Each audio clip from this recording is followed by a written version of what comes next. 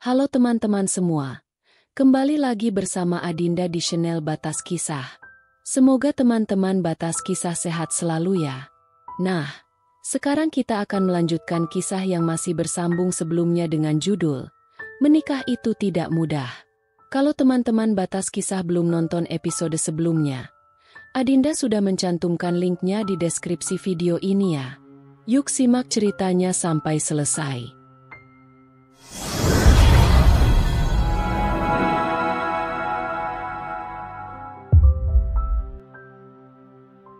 Ridwan gemetar, menggenggam tangan Namira begitu kuat. "Ayo kembali padaku Mir," ujarnya begitu lirih. Mata Namira membelalak, berusaha melepas genggaman yang terasa begitu membingungkan. "Jangan gila Wan," nadanya meninggi. "Aku ini sepupumu. Aku anak dari adik ibumu. Kita gak mungkin. Lebih gak mungkin mana sama hubungan kamu dan Andi." Namira menarik napas panjang. "Ngomong apa sih Wan? Aku paham siapa kamu Mir. Gak mungkin kamu gak tahu tentang Andi. Aku melihatnya di bandara." Namira bisu. Entah takdir apa yang sedang menemuinya. Tetapi, jika Ridwan tahu hal itu, bukanlah hal yang baik lagi. Ia tahu betapa nekatnya seorang Ridwan. Betapa bencinya ia pada Andi sedari dulu. Namira yakin rasa benci Ridwan menjadi lebih dari yang lalu. "Aku akan ceraikan istriku. Entah sah atau tidak, lebih baik kamu bersamaku," sambungnya tegas. Namira menarik tangannya. Berkali-kali menarik napasnya tak karuan. "Kamu gila. Kamu nyuruh aku merebut milik orang lain, ketika aku tahu bagaimana rasanya milikku direbut orang lain. Sudahlah Wan, lupakan apa yang tidak akan pernah terjadi. Jangan terobsesi padaku yang jelas tidak akan pernah bisa berdampingan denganmu. Walaupun kamu tidak mencintai Risa, setidaknya ada Afifah yang harus kamu pertanggungjawabi. Pengecut rasanya jika kamu menyia-nyiakan anak yang dulu kamu janjikan untuk memberi kasih sayang yang lebih semasa adopsi," ujarnya tak sabar lagi. Namira menghapus air matanya, mencoba beranjak dari kasurnya. "Tolong keluar dari kamarku, aku harus ke kantor," usirnya tanpa menoleh. Iya, cinta Ridwan adalah obsesi. Sudah jelas mereka tidak akan pernah bersama. Sudah pasti mereka mempunyai pasangan hidup masing-masing.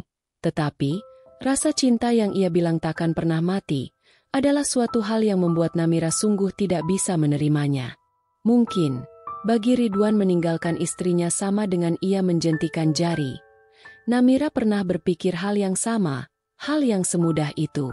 Tetapi, bagaimana nasib anaknya yang akan terkena dampak terburuk dan berkepanjangan?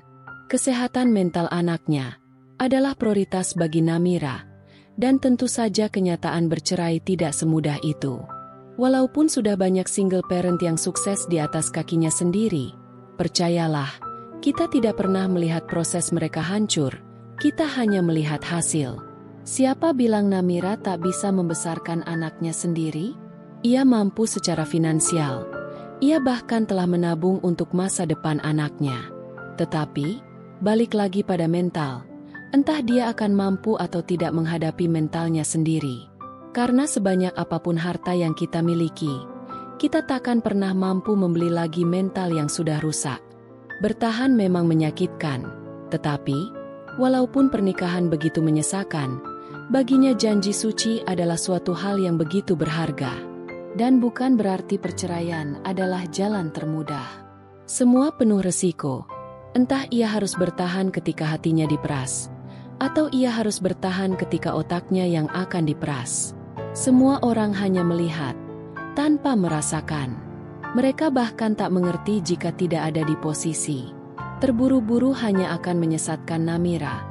Memudahkan jalan iblis sama saja dengan bunuh diri. Namira bukan takut kalah. Tetapi, ia enggan mengalah pada manusia yang hanya memikirkan cinta sesaat dengan nafsu.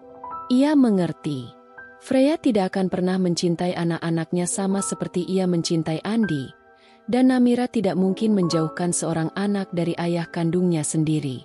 Suami istri bisa memiliki title bekas, tetapi seorang anak tidak. Sekotor apapun darah orang tuanya, itu akan tetap mengalir pada anaknya. Nina dan Nino bukan lagi bayi yang tidak akan menyimpan memori masa kecilnya di kemudian hari. Mereka sudah cukup merekam apa yang terjadi hari ini, dan tercantum dalam memori hidupnya dalam jangka waktu yang tidak bisa diperkirakan. Namira berjalan kokoh di hadapan teman-temannya, berusaha menutupi segala luka demi suatu kewajiban. Menjadi seorang GM berarti memiliki tanggung jawab yang besar.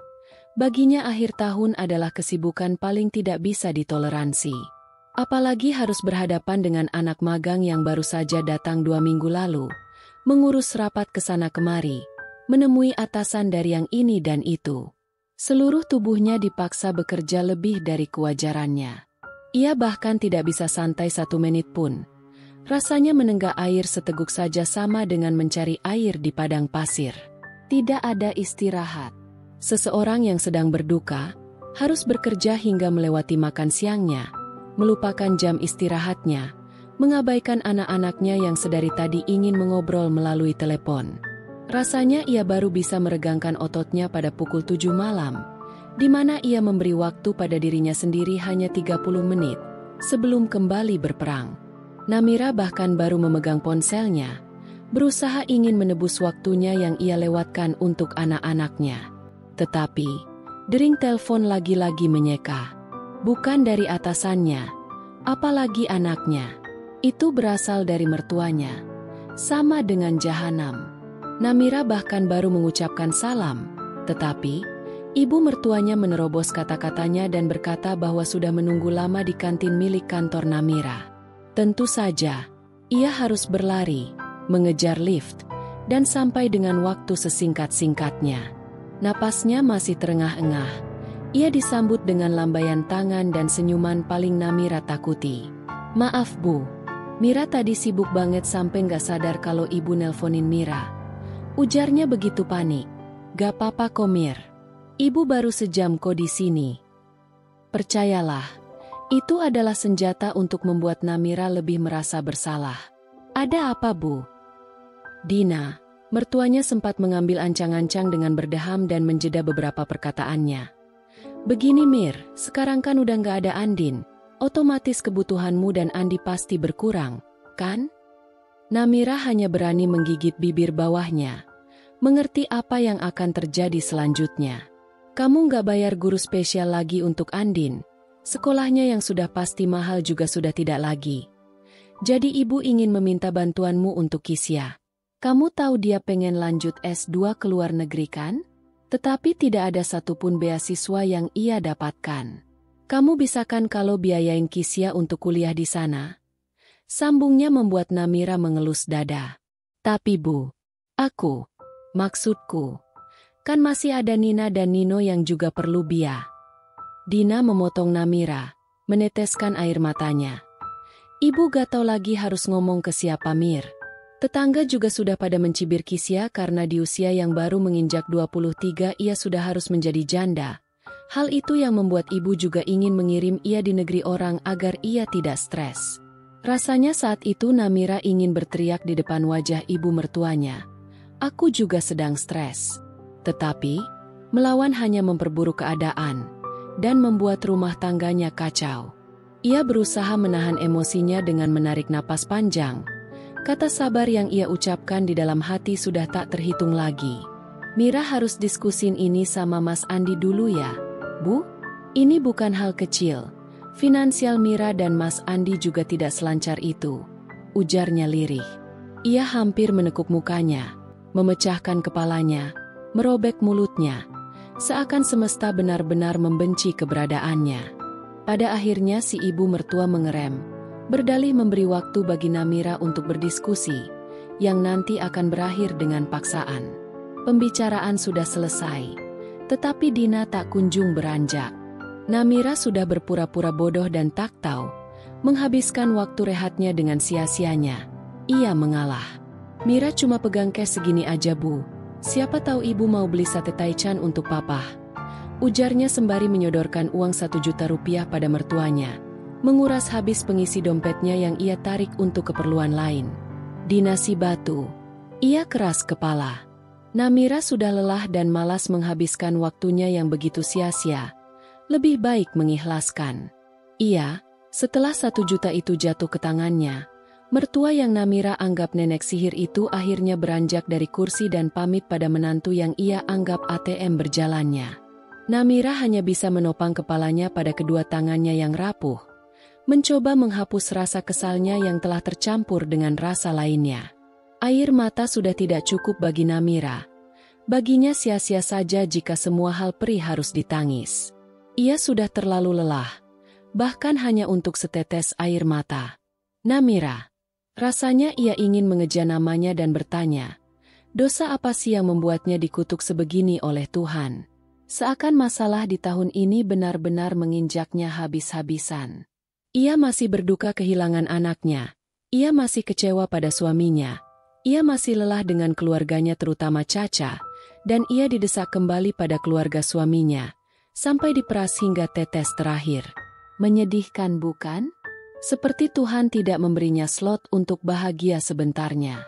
Rasa ia ingin sekali protes, tetapi bisa-bisa bibirnya berbusa saking banyaknya yang ingin ia proteskan. Berteriak takut dilihat seperti orang gila. Tetapi, sepertinya Namira sudah termasuk gila. Ia hanya masih memiliki rasa sadar sedikit saja, atau beruntung? Mana mungkin. Sekalipun kita berteriak pada semesta, mereka akan tetap terus berjalan sesuai keinginannya kan? Selalu begitu. Namira hampir tidak bisa pulang ke rumah. Ia mencuri-curi waktu untuk bertemu anaknya di rumah Wina, ibu Namira. Sebenarnya suasana genting, tetapi Namira masih ragu harus menelpon suaminya atau tidak. Padahal dengkulnya saja sudah tidak bisa berhenti gemetar sekarang. Ia menyandar pada dinding rumah sakit, sembari memegangi handphonenya, menggigit bibir bawahnya hingga hampir terluka, dan menutup matanya begitu saja. Ia masih menunggu keluarga dari pihak suami yang baru sempat ia telepon setelah ia sampai rumah sakit. Ia juga menghubungi keluarganya sendiri. Beberapa saat lalu, ayah dari suaminya menemui ia, dengan kaki yang sudah hampir terseret, serta tubuh yang sudah mulai lemas. Dengan kondisi itu pun, ia tetap mendesak Namira untuk memenuhi permintaan dari ibu suaminya, demi adik iparnya, Kisya. Namira masih mengulur, karena ia belum bisa berdiskusi dengan suaminya yang jelas tidak mengingat ia saat ini. Kini, Namira bukan takut akan dimarahi oleh Andi jika tahu kondisi ayahnya yang tiba-tiba kena serangan jantung lagi. Namira hanya takut bahwa Andi akan sangat merasa bersalah jika nanti ia kehilangan ayahnya setelah pertengkaran hebat sebulan lalu. Tetapi, tidak mengabari sama saja dengan memberi tembok kokoh pada pertengahan hubungan orang tua dan anak yang sedang renggang itu kan? Ia berusaha memencet tombol-tombol di handphonenya, berusaha mencari nomor telepon orang yang sangat tidak ingin ia hubungi. Cukup lama. Sebelum akhirnya salah satu suara terdengar lantang dari seberang sana. "Halo, Mbak Namira?" Nadanya cukup meledek, membuat Namira hampir tak bisa menutup mulut. Ia bisa mendengar bahwa seorang lelaki, yang jelas suaminya, merebut telepon genggam itu, sembari berkata, "Apa-apaan sih kamu?" Hingga Namira sadar, kini telepon genggamnya telah berpindah alih pada suaminya. "Halo, Mir. Maaf jangan salah Pak." Namira memotong. "Oke, kita bahas ini nanti. Aku tahu kamu di mana. Jadi gak usah banyak bicara lagi. Tolong, pulang sekarang ke Jakarta. Ayahmu kena serangan jantung lagi." "Aku gak mau ya, Mas. Kamu jadi anak durhaka." Ia berusaha keras menggigit bibir bawahnya, bukan menahan tangis, tetapi menahan rasa emosinya sendiri. Permintaannya disetujui oleh Andi. Tega tidak tega, setelah keluarga suaminya datang, Namira pergi dari sana, meninggalkan ayah mertuanya, dan melanjutkan pekerjaannya. Ia sudah tak mampu bila harus bertemu lagi dengan keluarga suaminya, yang jelas hanya akan menyalahkan ia. Bukan takut, Namira hanya belum bisa tempur untuk saat ini. Ia masih terlalu lemah mengangkat dirinya sendiri. Rasanya sekujur tubuhnya ingin berhenti bergerak sebentar saja. Tetapi, lagi-lagi semesta memaksanya. Freya memang iblis. Cuma karena dia model utamanya, dan dia anak si pemilik saham terbesar, Semena-mena ia menambah pekerjaan Namira. Meminta ini, meminta itu. Yang mau tidak mau harus menjadi tanggung jawabnya. Anak itu belum dewasa. Dia yang tidak pernah merasakan lelahnya berjuang demi menyambung hidup, selalu memandang orang lain ada di bawah kakinya. Namira harus mengelus dada lebih lagi, harus menarik napas panjang berkali-kali lagi, harus berlari lagi. Hari-harinya selalu melelahkan bahkan menyesakan. Ia sadar bahwa suaminya menelpon ia berkali-kali, tetapi dirinya sungguh sibuk untuk sekedar mengangkat telepon akibat selingkuhan suaminya sendiri. Ia bahkan harus bergadang di dalam kantor, melewatkan waktu makan dan hanya bisa meneguk susu kemasan di depan mejanya. Beberapa juniornya bahkan sudah tumbang dan tidur dengan posisi tidak menentu. Ia, bukan hanya Namira yang sibuk, tetapi semua anggota divisinya. Hingga pukul 5 Namira masih di depan komputer, meneruskan pekerjaan pembuatan ulang konsep acara yang sudah disusun sejak lama, tetapi dikritik abis oleh Freya yang akhirnya tertular pada atasan lainnya. Rasanya ia sungguh ingin mencabik-cabik Freya. Tetapi kalian pasti tahu kan, bahwa ia yang berkuasa lebih selalu menang atas semua pertandingan. 2 kotak susu yang ia minum semalam, di pagi hari ia ganti dengan kopi. Ini pertama kalinya lagi bagi Namira meminum secangkir kopi usai menikah. Ia beranjak dari kursinya hendak pulang, menyiapkan ulang dirinya, melakukan kewajibannya sebagai istri yang suaminya baru saja pulang dari pekerjaan. Di waktu yang mepet ia mengendari mobil ke arah yang berlawanan dari manusia-manusia normal, di mana mereka baru ingin berangkat, sedang Namira baru ingin pulang. Dengan mata sayup-sayup ia berusaha sadar, mengendarai mobilnya secepat mungkin, mengejar rasa kantuknya yang tidak lama lagi pasti akan kumat. Secangkir kopi tidak begitu efektif bagi manusia yang telah bergadang berhari-hari. Rasanya itu hanya bertahan kurang dari 2 jam. Ia mulai memasuki kompleknya, memperlambat laju kendaraannya, dan menerka dari jauh pandangan yang paling tidak ingin ia lihat pagi itu, mobil kakak ipar perempuannya. Sayangnya mobil Namira sudah berhenti di belakang mobil itu. Begitu ragu baginya untuk turun atau pergi lagi dan berlari dari mereka. Tetapi, kabur hanya akan memperpanjang masalah. Ia ingin mengaspal jalanannya yang penuh kerikil, bukan menambah jalanannya dengan batu kali. Ia mendorong pintu dan langsung mengarah ke arah dapur. Meloncat jauh dari ekspektasinya, alih-alih melihat kakak iparnya, ia justru melihat wajah yang lain. Wanita yang baru saja menginjak anak tangga terakhir, sembari sibuk membenarkan cardigan rajut berwarna coklat muda, demi menutupi lingering berwarna peach, membuat ekspresi kaget disusul senyum menyungging. "Ngapain kamu di rumahku, Frey?" Nah, sekarang Adinda akan membacakan cerita dari sudut pandang Andi. Andi berlari usai mengambil kopernya. Ia berusaha menaiki taksi dan Freya mengikutinya masuk ke dalam mobil Bluebird itu. "Kita pisah taksi aja ya, Frey? Aku harus ke rumah sakit," ujarnya meminta Freya pergi. Freya mendekap kedua tangannya di atas dada. "Emangnya kenapa kalau aku ikut ke sana? Keluarga kamu pasti ngira aku rekan bisnis biasa. Ya syukur-syukur sih kalau nebak aku ini wanitamu, Frey." Andi mengalah. Ia sudah tak punya waktu untuk sekedar berdebat pada Freya. Akhirnya ia mengaminkan kegilaan cewek itu. Laju mobil cepat seperti yang diminta Andi, ditambah jalanan yang cukup sepi semakin memperlancar perjalanannya hingga rumah sakit. Andi dan Freya turun tergesah-gesah, sembari menggeret koper masing-masing, demi tak menimbulkan kecurigaan pada keluarga. Di ruang tunggu hanya ada keluarganya dan ibu dari Namira. Mimik Andi kecewa tidak bisa melihat istrinya di keadaan genting.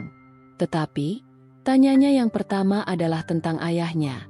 Pertanyaan tentang kemana Namira menjadi nomor 12. "Wina," ibu Namira menjawab jujur, bahwa anaknya harus kembali ke kantor demi pekerjaan. Hal yang semakin membuat Andi kecewa. Seakan Namira tak peduli dan tak pernah ada di kala Andi butuh. Fokus mereka langsung tertuju pada Freya yang begitu mencolok. Tetapi, seperti perjanjian tadi, Freya menjawab bahwa mereka hanya rekan kerja. Dengan dalih terburu-buru, Freya terpaksa harus ikut Andi ke rumah sakit. Hal itu ditinggi-tinggikan oleh ibunya Andi, apalagi setelah tahu bahwa Freya adalah anak dari salah satu pemegang saham terbesar.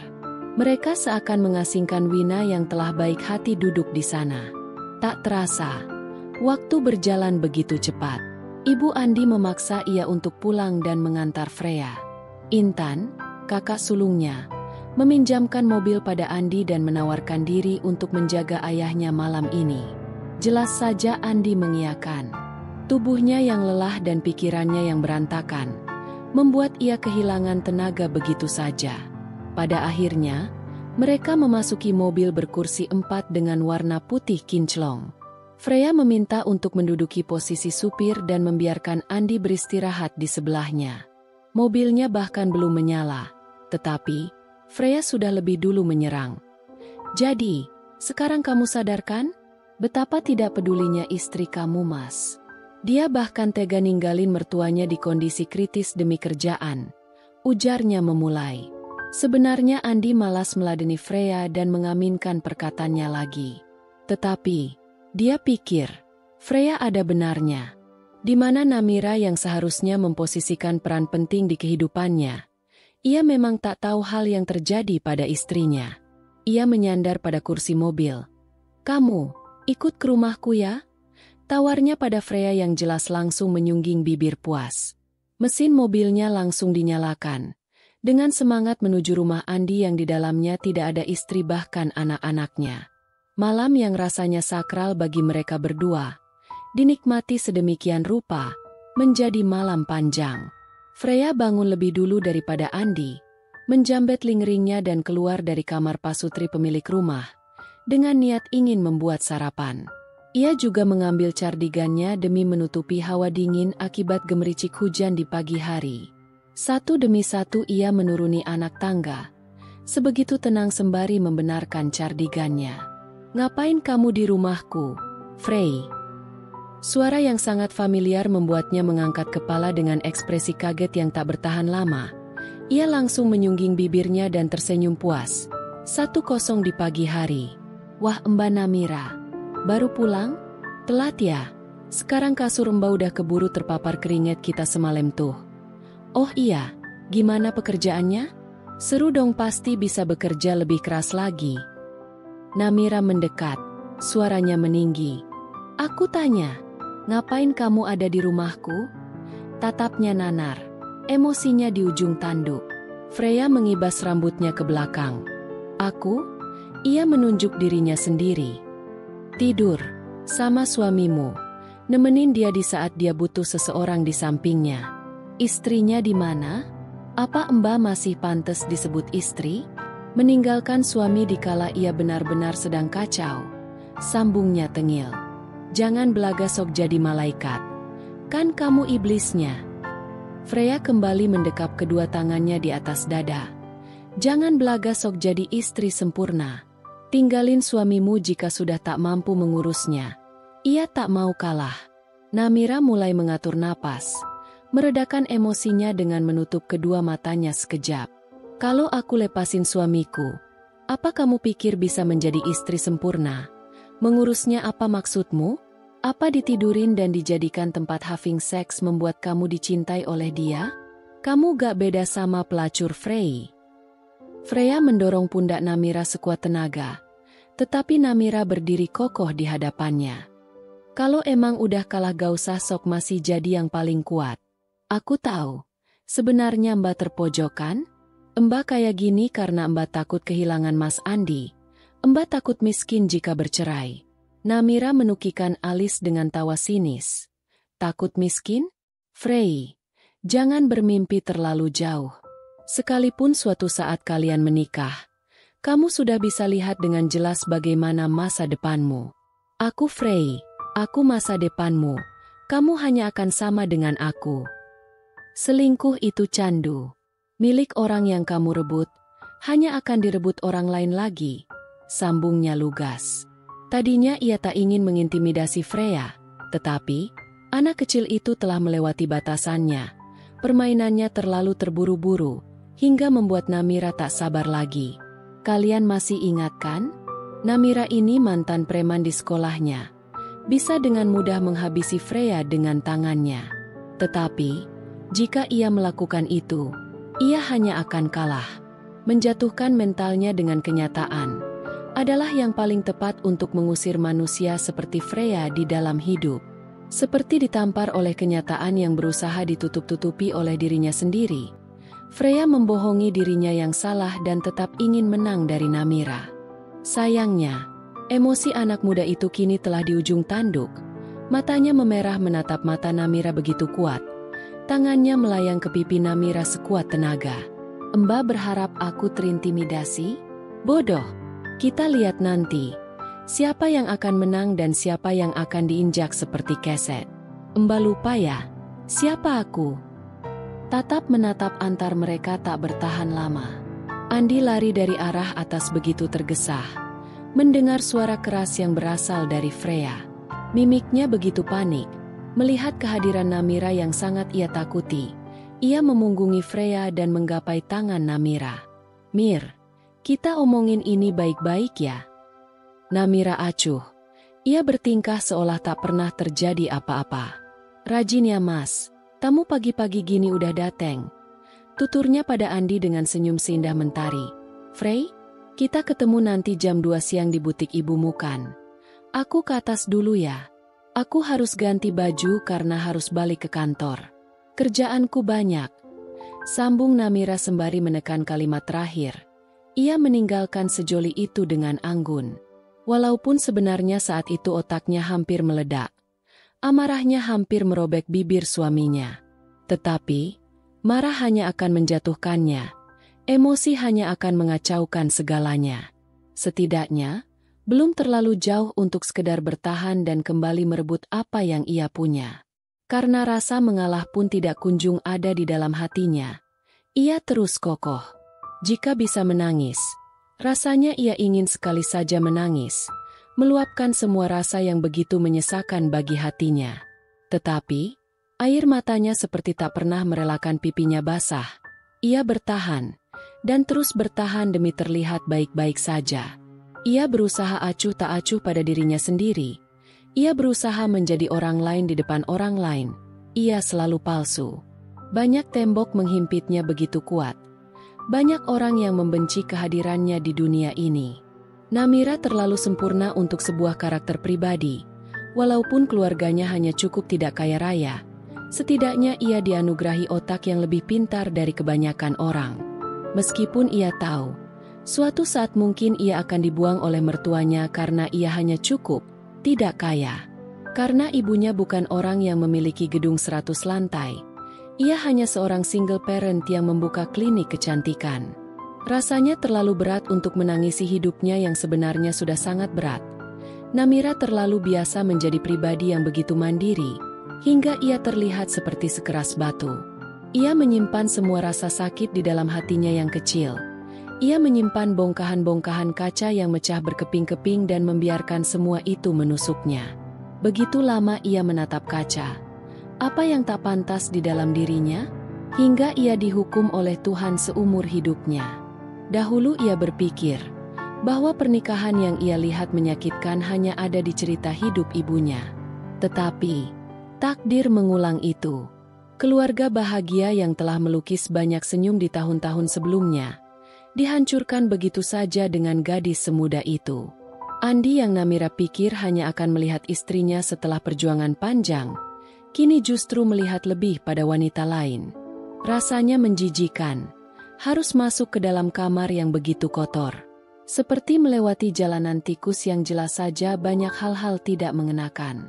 Tetapi, ia tetap harus masuk. Ia tetap harus berdiri dan melihat dirinya yang hancur. Berteriak, bertanya dalam hati, siapa yang sebenarnya kalah? Siapa yang sebenarnya pengecut? Namira marah pada dirinya sendiri. Mengapa ia selalu menatap dirinya?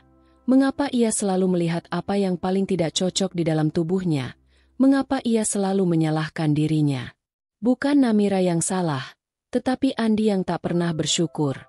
Pemikirannya bisa semudah itu, tetapi ia memikirkannya serumit ini. Hingga ia tak tahu, sudah berapa kali jarum detik jam melewati angka 12. Sudah berapa lama ia berdiri di depan kacanya? Pekerjaan. Itu yang membuyarkan kosongnya Namira yang ia tatap begitu lama. Deringnya begitu kuat sehingga membuat ia harus berlari lagi dengan high heels yang agak sempit. Ia menuruni anak tangga secepat mungkin, hingga ia berhenti pada tangga terakhir dan tidak melihat siapapun di dalam rumah itu selain dirinya. Bahkan saat melarikan diri, Andi masih bersikeras membawa Freya bersamanya. Namira hampir kembali melamun, hingga akhirnya ia sadar dan menuju pintu rumahnya. Langkahnya makin tergesah, mendengar suara bel berbunyi berkali-kali. Dengan berani, ia menarik gagang pintunya dan mengibas sayapnya, tanpa rasa takut. Padahal mungkin saja ancaman di depan matanya setelah tadi ia menjatuhkan harga diri anak seorang konglomerat. Sayangnya meleset. Bukan ancaman. Itu bom waktu yang mendadak meledak di waktu yang sangat tidak tepat. Menambah bebannya dan semakin menghimpitnya di dalam lorong kecil. Ayah! Mimiknya tak terkontrol. Ia hampir meledak karena tak percaya dengan penglihatannya. Ayah? Mata Namira hampir keluar saat melihat orang tuanya sendiri. Namira. Suara ciri khas pria parubaya yang terdeteksi penyakit. Ia menyebut nama anak kesayangannya, si anak paling kuat. Bulirnya tak tertahan dan terjun bebas di kelopak mata kecilnya. Ini adalah pertemuan pertamanya pada sang ayah setelah perpisahan panjang. Ia seperti orang bodoh, menanyakan hal yang terus tertanam pada memori hidupnya. Kenapa ayah tak datang di wisudaku? Ayah bilang, walaupun ayah pergi, ayah pasti menghadiri hari spesialku. Aku menunggu seperti orang bodoh di depan kampus, berharap ayah datang, setidaknya di tengah malam saat Namira sendirian. Winara terlalu kuat. Ia tak pernah membiarkan siapapun melukai anaknya. Tapi, mengapa sekarang saat anaknya terluka ia diam saja? Pria parubaya itu menekan kalimat terakhir dengan suara tingginya.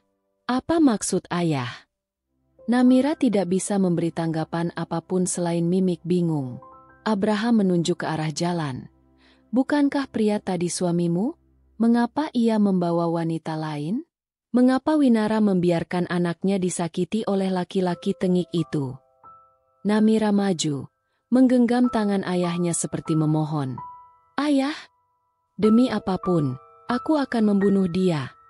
Jangan takut Namira, aku memang bukan ayah yang baik, tetapi aku tidak akan membiarkan siapapun menyakiti putri kesayanganku. Siapa bilang kamu boleh ikut andil dalam perjalanan hidup anakku? Suara wanita yang sangat familiar terdengar dari arah belakang Abraham. Hentakan dari sepatunya terdengar semakin dekat. Sudah aku bilang, jangan pernah terlibat dengan anak-anakku lagi. Apa ini alasanmu mencarinya kembali? Demi menyeretnya pada neraka? Ujarnya sembari menarik pundak Abraham ke belakang. Jika kamu ingin pergi ke neraka, pergilah sendiri. Jangan pernah seret anak-anakku bersamamu. Jika kamu ingin membunuh suami anakku, bunuhlah sendiri dan jangan pernah membuat anakku merasa bersalah atas perbuatanmu. Kamu bilang, mengapa aku membiarkan anakku disakiti? Iya. Bahkan jika aku tahu, aku sudah membunuh orang itu lebih dulu. Jangan berlagak seolah kamu adalah pahlawan baginya. Bahkan keringatmu tidak pernah ada di dagingnya. Bahkan kamu tidak pernah memberinya makan dengan uang halalmu. Mengapa sekarang kamu bersikap seolah kamu yang paling bisa melindunginya? Winara memimpin. Ia bersikap sebagaimana seorang ibu yang membesarkan anak-anaknya sendiri tanpa seorang suami. Ia berusaha keras menjauhkan anak-anaknya dari uang haram. Itu yang membuatnya harus menendang suaminya jauh-jauh dari putra-putrinya. Winara kokoh. Tetapi, karena dulu ia selalu merasa kehausan, sekarang ia justru mendayung terlalu jauh ke tengah lautan, tanpa melihat masalah anak-anaknya lagi. Mungkin, terlalu tua untuk Namira jika masih terus dibimbing. Tetapi, sedewasa apapun seorang anak, bukankah ia tetap seorang bayi bagi seorang ibu? Namira kaku. Winara tak memalingkan mata tajamnya sedikit pun dari Abraham. Dendamnya begitu besar pada lelaki yang ada di hadapannya. Bukan hanya uang haram yang ia berikan pada anak-anaknya, tetapi gilanya ia pada wanita membuat Winara menarik jauh anak-anaknya dari lelaki itu. Benar, Abraham memang bukan ayah yang baik, Bahkan masa lalunya adalah yang terburuk bagi seorang ayah yang mempunyai 4 orang anak. Tetapi, setidaknya sekali, Abraham ingin melindungi anak yang dahulu ia telantarkan, anak yang tidak pernah membencinya, Namira. Bagi Namira, ayah tetaplah ayah, dan ibu tetaplah ibu. Mereka tetaplah orang tua yang harus ia hormati. Tidak seperti adik-adiknya yang begitu membenci ayahnya, atau adik bungsunya yang bahkan tak mengenal ayahnya. Namira adalah seorang anak yang paling menerima apa adanya. Ia tahu apa yang diderita ibunya dahulu. Sesungguhnya Namira adalah saksi mata yang menjadi bisu. Ia bersyukur dibesarkan ibunya, dan ia tak pernah membenci ayahnya. Karena hubungan darah tidak akan pernah bisa dipisahkan. Mungkin sepasang suami istri bisa menjadi asing di kemudian hari, tetapi hal itu tak pernah berlaku bagi seorang anak. Sebenci apapun dia, semenyesakan apapun rumah yang mungkin penuh dengan ocehan dan segala macam keributan. Tetapi, rumah tetaplah rumah, kebersamaan tetaplah yang paling aman dan paling diinginkan. Namira membuka matanya, melihat ibunya yang sukses setelah dikhianati suaminya sendiri.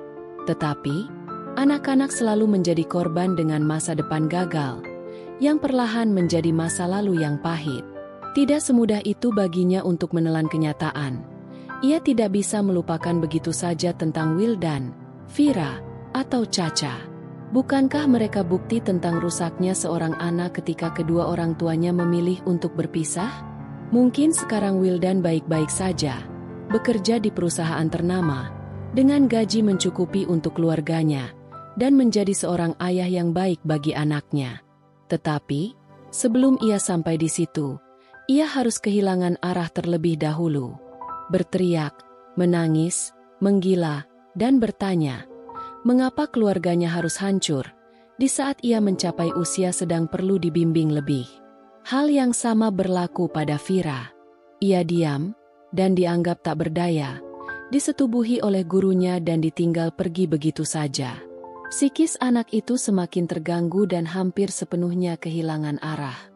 Bahkan ia bisa terbebas oleh bayang-bayang menyesakan itu setelah sekian lama, setelah pelakunya mendekam di penjara, dan ia bertemu seseorang yang mengajarinya kasih sayang tanpa menyakitinya seperti dulu, membuangnya, membuatnya tak berharga.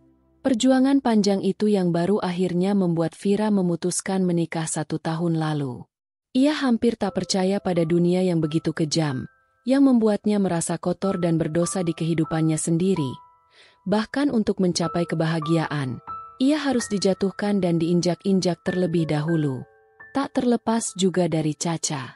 Sebagaimana seharusnya kedua orang tua tidak hanya membuat perut seorang anak kenyang, tetapi memberi kasih sayang yang membuatnya tenang. Itu tak berlaku bagi Caca.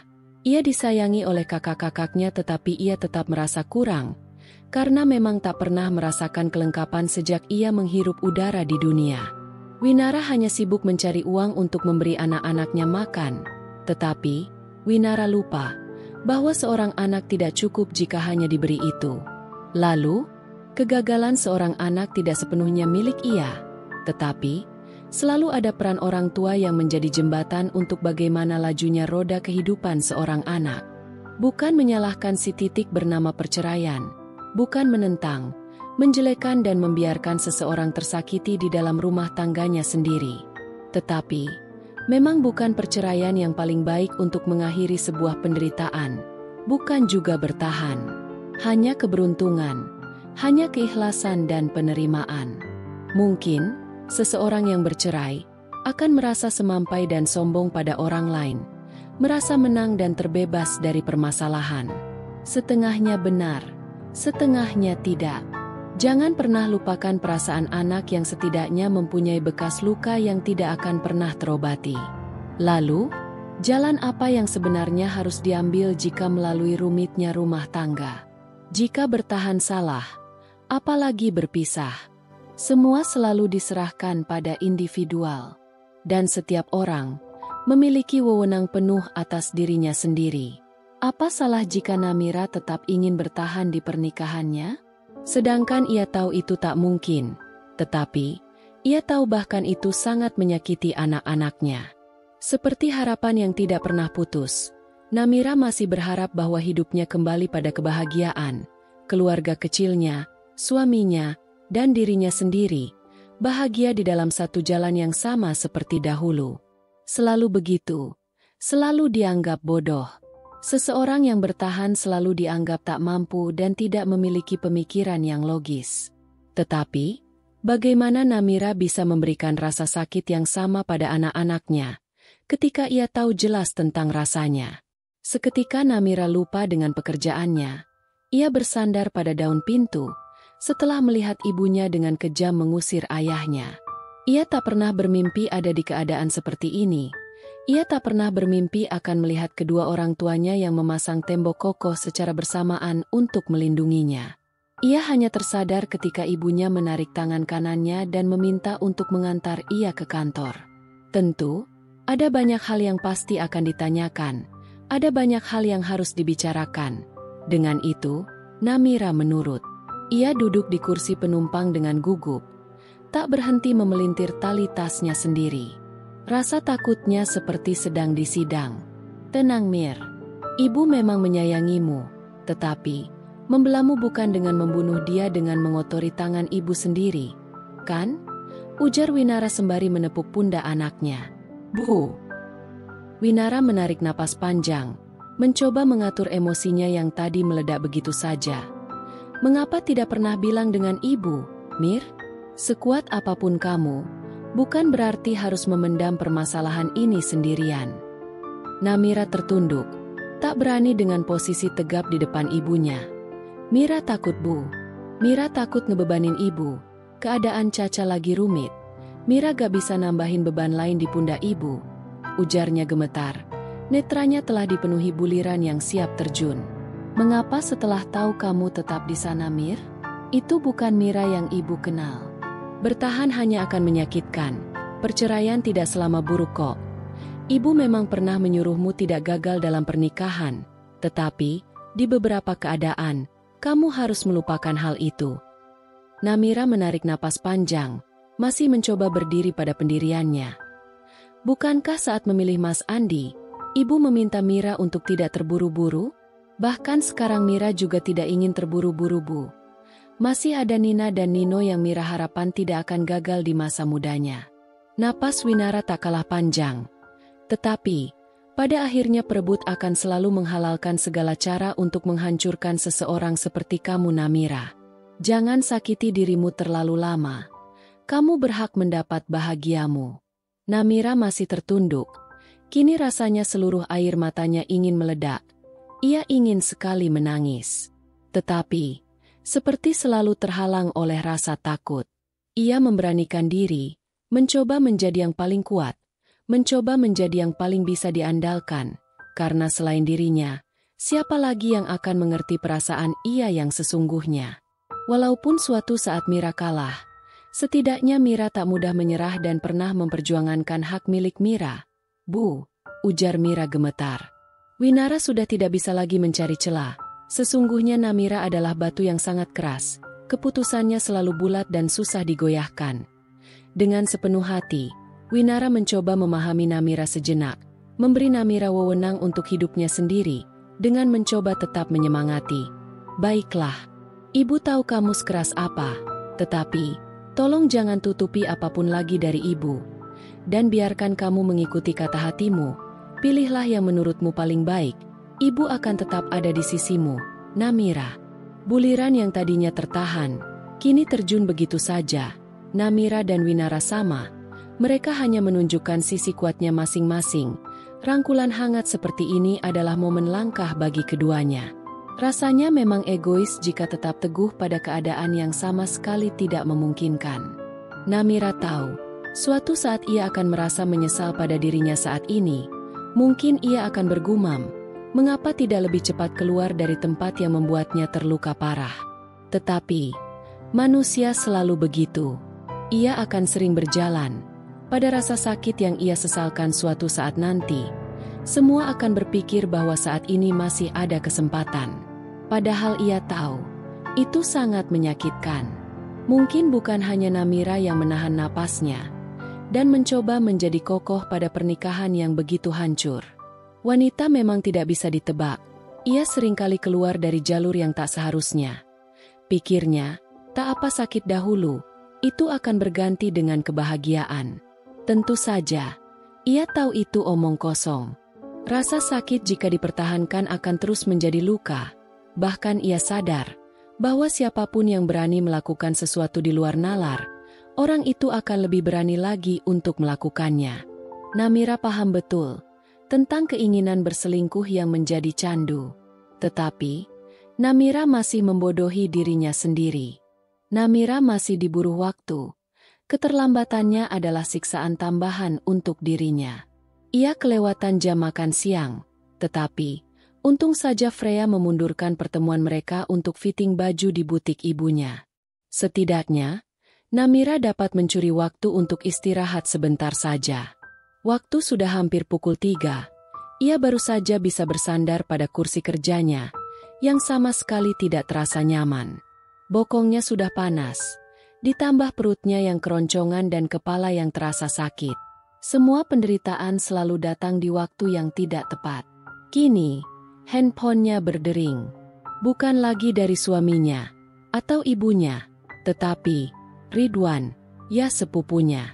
Ridwan meminta Namira untuk menemuinya di kantin kantor.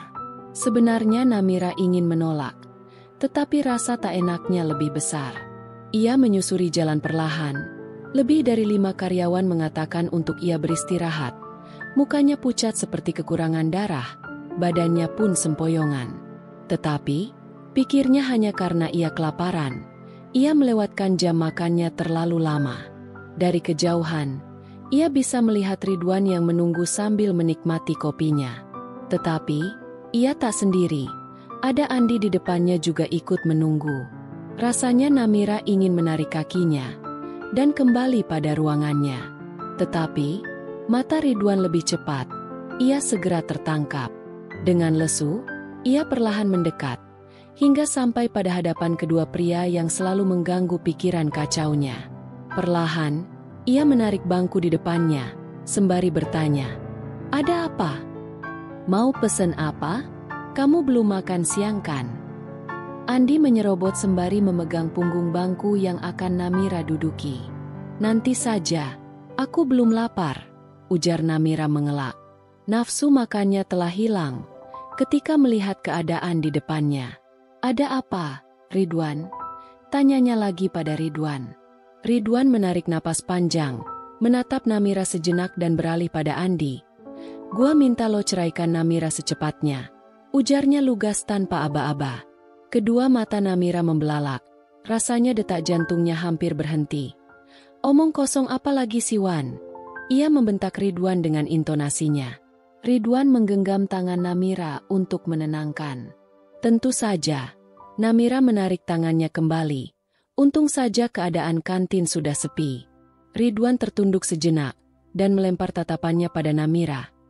"Bukan cuma kamu Mir yang merasakan sakitnya. Bahkan aku yang melihat kamu tersakiti. Rasanya lebih sakit. Kamu bisa mengerti ayahmu kan? Ini udah nggak beres. Ia tak mungkin mendatangiku dan memohon mengantar padamu jika bukan karena rasa sayangnya. Dan takdir membawa mata kepalanya sendiri untuk melihat suami anaknya menggandeng tangan wanita lain dari dalam rumahnya," ujar Ridwan menekan. Namira mengatup. "Jadi kamu?" Andi tertunduk, menurunkan suaranya dan membalas begitu lirih. "Gua gak bisa cerai sama Namira. Gua gak bisa kehilangan orang yang gua cintai begitu saja." Tatap Namira kaku, lalu dikejutkan dengan Ridwan yang menghantam meja, membuat beberapa mata yang tersisa di sana tertuju penuh padanya. "Cinta? Lu bilang, lu cinta sama Namira? Terus lu sama cewek itu apa? Kenapa lu memulai hubungan yang jelas akan menyakiti hati orang yang lu bilang bahwa ia dicintai?" tegas Ridwan pada Andi. Tanpa menghiraukan apapun, Andi menatap Ridwan tanpa rasa gugup lagi. "Gua cinta sama Namira. Gua cinta sama anak-anak gua. Dulu, mereka segalanya. Dulu, gua bahagia saat gua bersama mereka. Tetapi, di suatu keadaan, Saat gua jatuh dan gak bisa menggapai tangan Namira yang jelas selalu merasa lelah setiap harinya, gua gak bisa nambahin bebannya dengan diri gua yang menyedihkan. Air matanya turun, ia tak punya rasa malu lagi. Gua ada di atas Namira, tetapi Namira lebih bisa mengendalikan segalanya. Ia lebih pintar, lebih punya banyak keberuntungan. Sedangkan gua, kacau. Atasan gua menginjak-injak gua karena ia rasa gua gak lebih baik dari istri gua sendiri. Dan saat itu Freya datang. Ia memberikan tangannya dan merangkul gua. Ia memahami dan memberi hatinya yang tulus. Ia bahkan tidak menginjak gua walaupun dia ada di tempat yang lebih tinggi. Hal itu yang membuat gua gak bisa bohong, bahwa gua juga mencintai dia, menyukai kehadirannya, dan nyaman saat bersamanya. Gua bahagia di sampingnya. Sambungnya panjang. Namira makin tak bisa menutup bibirnya. Alisnya mengkerut. Ia kaku seperti tersengat listrik. Rasanya terlalu egois jika menyakiti seseorang karena diri kita merasa tersakiti. Balas Namira sembari membuang pandangannya, tak berani menatap.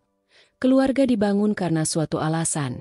Bahkan saat kita memberanikan diri membangun rumah tangga, kita harus selalu bertanggung jawab dengan rasa sakit yang dirasakan pasangan. Kita bukan cuma diminta untuk bahagia. Alasanmu mencintai wanita lain adalah suatu keegoisan. Padahal, kita bisa membagi beban itu bersama. Tetapi, kamu memilih mencari tempat baru, dan kini seakan meminta diberi pembenaran tentang kesalahan yang besar. Air matanya ikut terjun. Ia tak bisa lagi terlihat sebagai wanita kuat yang berdiri kokoh. Rasanya, seperti sudah tak ada alasan lagi untuk ia tak membasahi pipinya. Rasa kekecewaan, rasa ketidakpercayaan, tentang sebuah alasan tak masuk akal yang dibuat untuk menutupi kesalahan. Ia mengumpulkan segala keberanian, menghembuskan napas beratnya panjang. Kita bercerai saja. Bersambung. Terima kasih teman-teman Batas Kisah.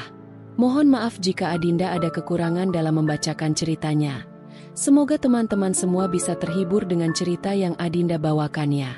Oh iya, jika teman-teman Batas Kisah menginginkan kelanjutan dari cerita ini, jangan lupa subscribe, like dan bisa bantu komen di bawah ya, agar Adinda lebih semangat untuk menghadirkan kelanjutan cerita yang menarik berikutnya. Sampai ketemu lagi di episode berikutnya ya. Sekian dan terima kasih.